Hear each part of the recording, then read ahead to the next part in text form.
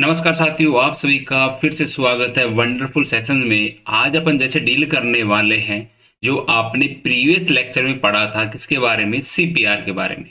तो सीपीआर में मैंने एक वर्ड यूज में लिया था, एईडी। एईडी का मतलब क्या है? जो कि आपकी स्क्रीन सामने है, ऑटोमेटेड एक्सटर्नल डिफिब्रिलेशन। अब इसमें जानेंगे कि डिफिब्रिलेशन को कैसे यूज में लेते हैं, एईडी को यूज करने का तरीका क्या है। ठीक है, तो बने रहिए लास्ट तक। आपको इसी तरह मजेदार और सिलेक्टिव टॉपिक आपको मिलने वाले हैं, जो कि आपके पॉइंट ऑफ जो एग्जाम का पॉइंट ऑफ व्यू उसके बिहाफ पे बहुत अच्छा कंटेंट यहाँ पे डिलीवर कराया जाता है। तो जैसा कि आपके नीचे स्क्रीन के नीचे जो चल रहा है, टेलीग्राम जरूर से ज्वाइन करें और वीडियो को लाइक करें, शेयर करें, सब्सक्राइब करें अपने चैनल को और अपने साथियों को जरूर शेयर कीजिएगा। ठीक है, बिना टाइम वेस्ट किए आज का सेशन स्टार्ट करते हैं। क्या होता है एडी? तो मैंने बताया ऑटोमेटेड एक्सटर्नल डिफिब्रिलेशन। अब डिफिब्रिलेशन का मतलब क्या है कि आप जो एनर्जी है, जो इलेक्ट्रिक एनर्जी को आप किस में कन्वर्ट कर रहे हो, इसके अंदर कर रहे हो कि हीट एनर्जी में। कहने का मतलब डिफिब्रिलेशन का मतलब ये होता है कि आप जो इलेक्ट्रिकल एनर्जी है उसको आप कन्वर्ट करते हो हीट में, ताकि जो रेस्पॉन्स आता है रिदम का वो आ जाए। ठीक है, अब इसकी डेफिनेशन की बात करते हैं। ये रहे आपके सामने, ये बोल रही है कि an AED is a electronic device. AED क्या है? एक इलेक्ट्रॉनिक डिवाइस है। बिल्कुल मानते हो इस बात को, क्योंकि ये मैंने पहले ही बताया आपको डेफिनेशन में। दूसरी चर्चा क्या कर रहा है? That automatically diagnose the cardiac डिसरीदियामासिस।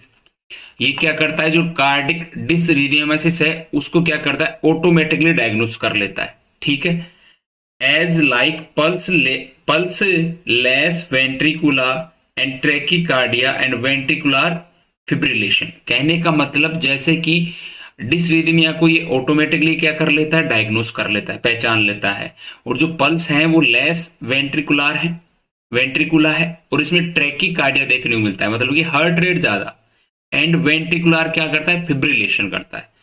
And treat them through the defibrillation. अगर आपको वेंट्रिकुलर फिब्रिलेशन मिल रहा है और साथ में पल्स भी क्या है? लेस है, कम है, ट्रैकीकार्डियक कंडीशन है, तो ये क्या करता है? इसको ट्रीट किया जा सकता है अपन डिफिब्रिलेशन में। डिफिब्रिलेशन क्या होता है कि मैं बोल सकता हूं ट्रीटमेंट थ्रू दी करंट, कि करंट के थ्रू हम क्या करते हैं? ट्रीटमेंट करते हैं। उसको क्या बोलते हैं? अपन डिफिब्रिलेशन कहते हैं। अर्थात इलेक्ट्रिक एनर्जी को अपन कन्वर्ट कर देते हैं हीट एनर्जी में। ठीक है, तो देखिएगा क्या है, treatment through current also known as defibrillation. अगर अपन कोई करंट के थ्रू अपन ट्रीटमेंट कर रहे हैं उसको डिफिब्रिलेशन बोला जाता है। इलेक्ट्रिक एनर्जी किस में कन्वर्ट करते हैं अपन?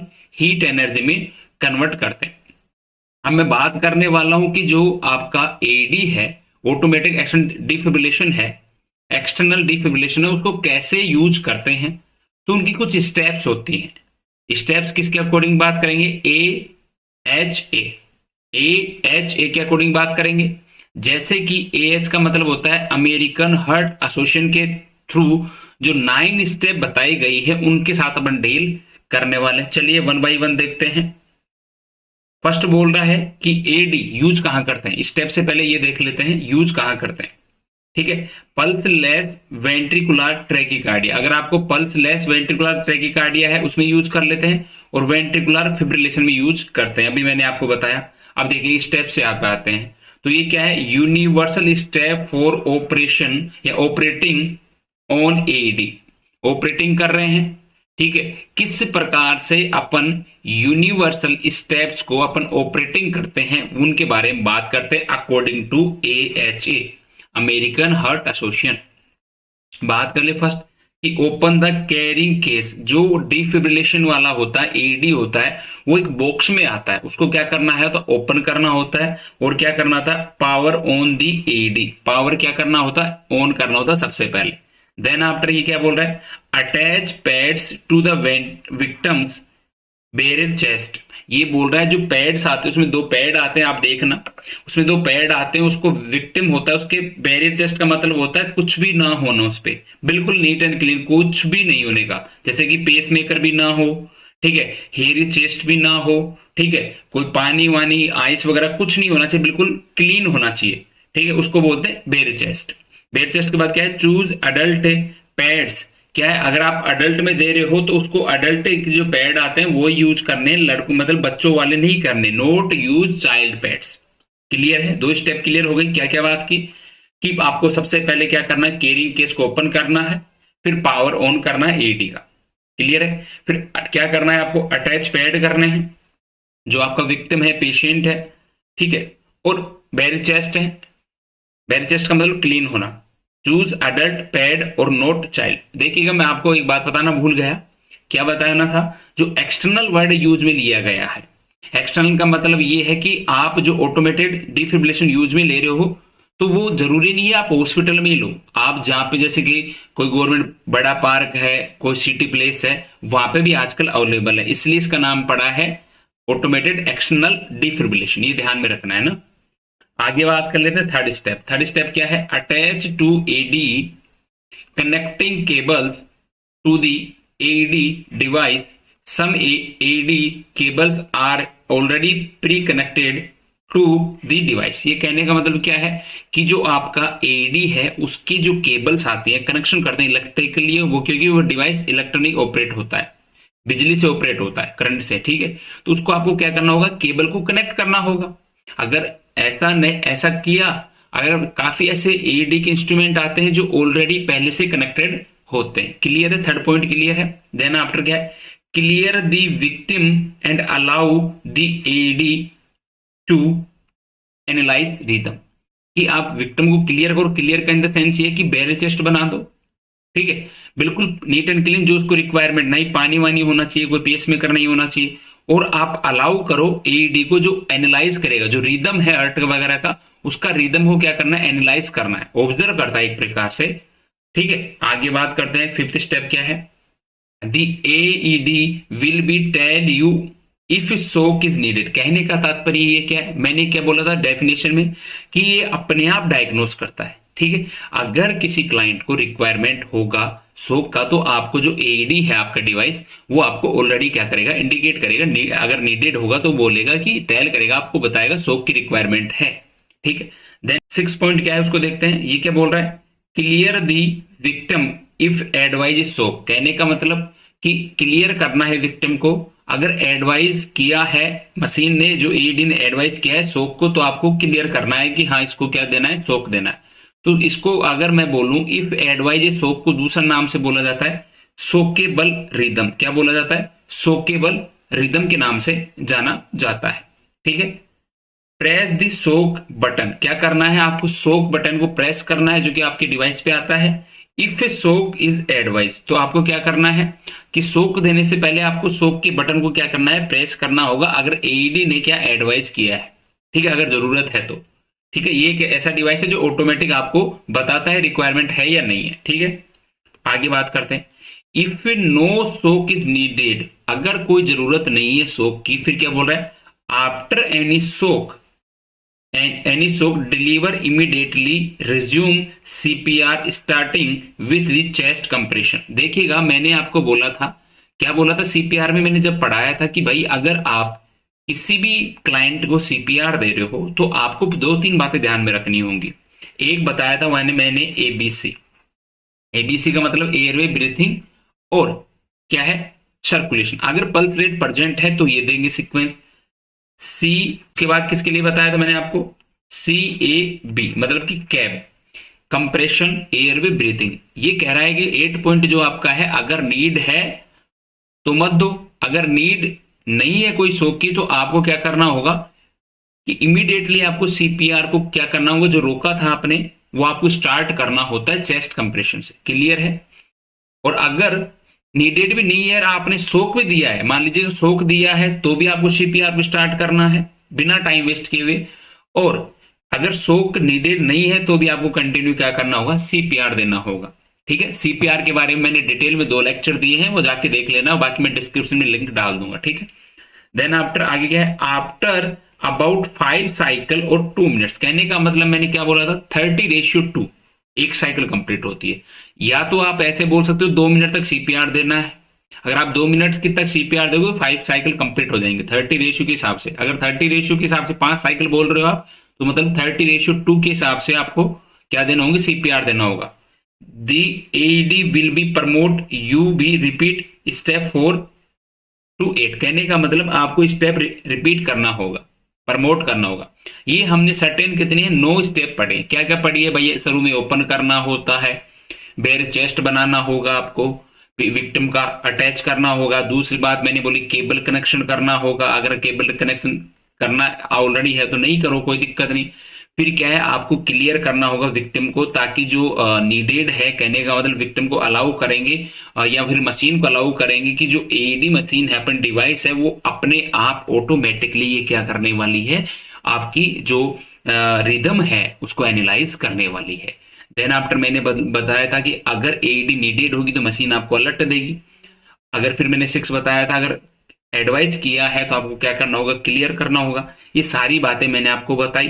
देन आफ्टर मैंने क्या बताया, 7 स्टेप मैंने बताई कि अगर शोक की रिक्वायरमेंट है तो आपको क्या देना होगा, कि आपको देना होगा कि जो पेशेंट है अपना, उसको एडवाइस कर दी। अगर मशीन ने एडवाइस किया है तो उसको क्या करना होगा, आपको जो शोक बटन है मशीन के अंदर, डिवाइस के अंदर, उसको आपको प्रेस करना होगा।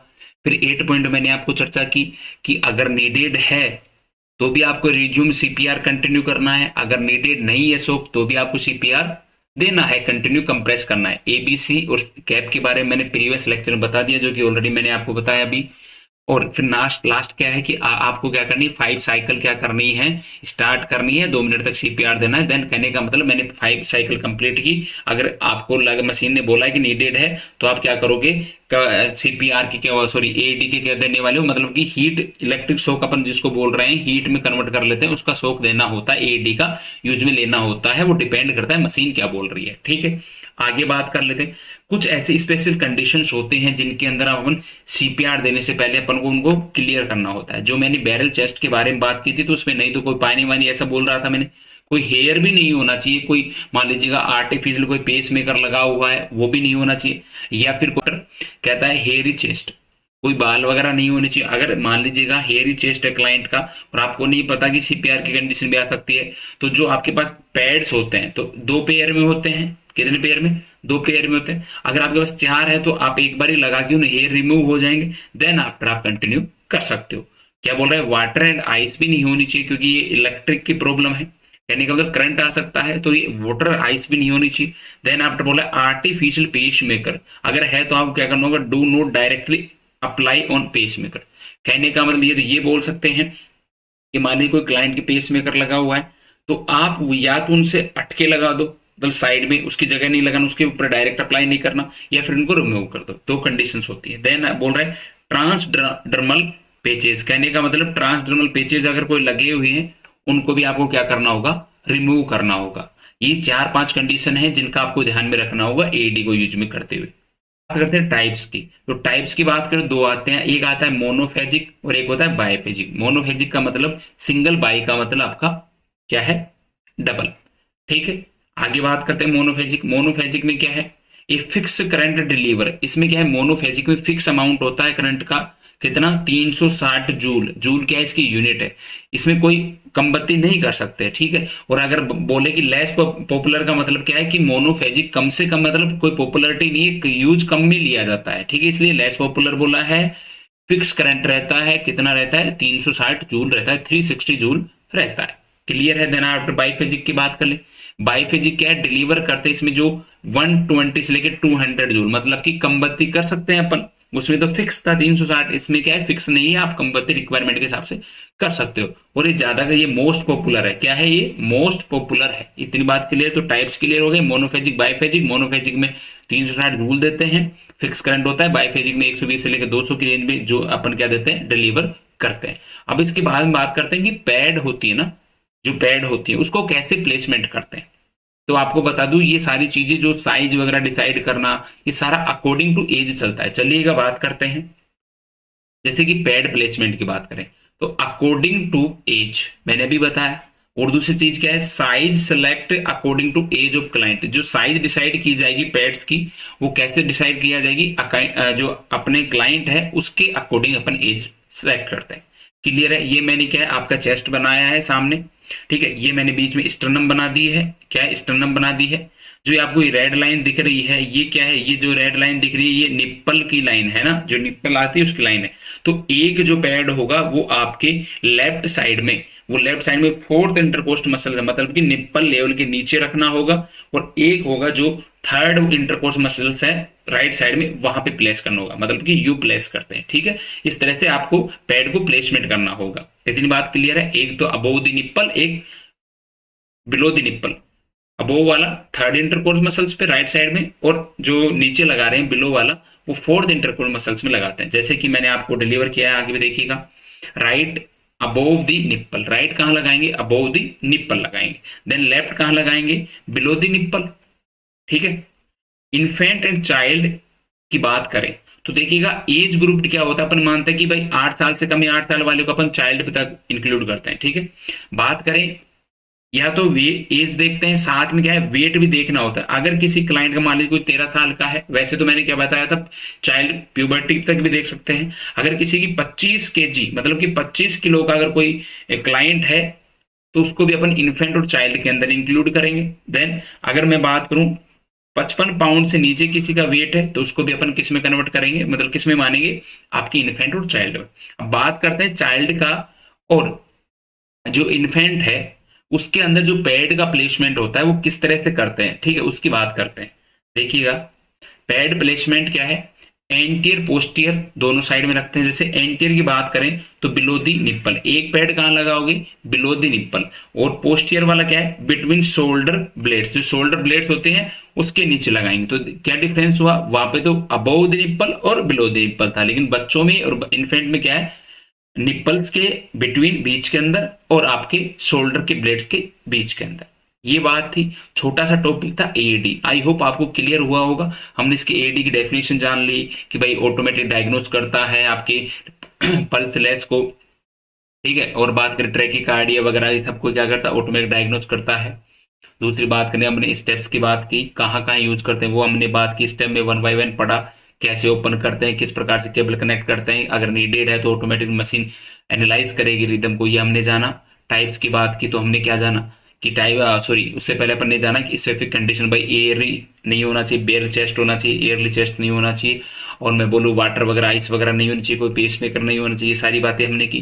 टाइप्स की बात करें तो अपन मोनोफेजिक बाईफेजिक, मोनोफेजिक में हमने जाना कि 360 जूल देते हैं, ठीक है, करंट फिक्स होता है उसके अंदर। और जो मोनोफेजिक में उसमें 120 से लेके 100, सॉरी 120 से लेके 200 जूल तक होता है। इतनी बात हमने की। फिर आगे बात की कि भाई इन्फेंट क्या है, टाइप्स के बाद में पेस की जो आपकी पैड्स होते हैं उनकी प्लेसमेंट की बात की। और प्लेसमेंट में मैंने बताया जो अडल्ट क्लाइंट होते हैं तो उनमें अपन क्या करते हैं, राइट और लेफ्ट का कॉम्बिनेशन रखते हैं। जो आपका लेफ्ट साइड में होगा वो फोर्थ इंटरकोर्स मसल्स पे लगने वाला है, बिलो द निप्पल जो मैंने बोला।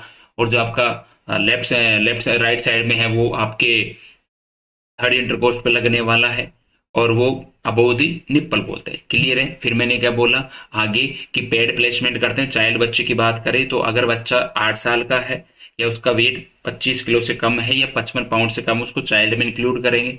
इनकी मैंने पैड प्लेसमेंट की बात की कि एंटियर पोस्टियर कैसे रखते हैं, बिटवीन द निप्पल और शोल्डर के ब्लेड्स के बीच में। आज आई होप आपको लेक्चर पसंद आया होगा। अगर लेक्चर पसंद आया तो लाइक करें, शेयर करें, सब्सक्राइब करें, और लाइव सेशन भी होता है, लाइव सेशन में ज्वाइन करें। Wish you all the best. पढ़ते रहिए, हंसते रहिए, मुस्कुराते रहिए। Thank you so much.